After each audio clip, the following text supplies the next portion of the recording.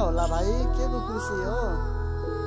हजुरले म जस्तो नुडा प्लेयरलाई पनि फ्रेन्ड लिस्टमा लिनुहुन्छ भनेर सोचेको पनि थिएन। ए हो र भाइ। अनि नुब्रा पोरो भन्ने त मान्छेको सोच हो के भाइ? अरू टिकटकर युट्युबरलाई पनि मैले धेरै मेसेज गर्छु, कसैले रिप्लाई चाहिँ दिँदैछन्। तपाईँले त एकै पालि मलाई रिप्लाई दिँदा भयो सिन्पाई दाइ, धेरै धेरै धन्यवाद। ए हो र भाइ। अनि सबैले त कहाँ तिमीलाई रिप्लाई दिन्छन् र सबै तिम्रो सिन्पाई दाइ जस्तो कहाँ हुन्छन् र? बल्ल आज थाहा भयो सिन्पाई दाइ, धन्यवाद। मलाई फ्रेन्ड लिस्टबाट कहिले पनि नहटाउनुलाई सिन्पाई दाइ।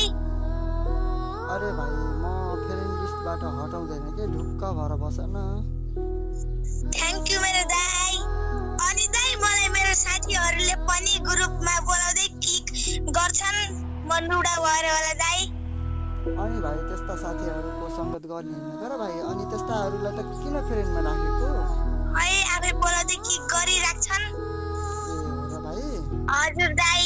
सिन्पाई दाइ मैले तपाईँको युट्युब च्यानलमा पनि सब्सक्राइब गरेको छु, लाइक पनि गरेको छु, जहिले भिडियो हेर्छु।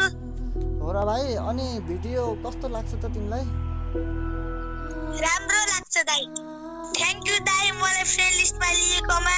कहिले डिलिट नगर्नुला है दाइ। ओके मेरो भाइ, म फ्रेन्ड लिस्टबाट डिलिट गर्दैन हस्। आई लभ यु मेरो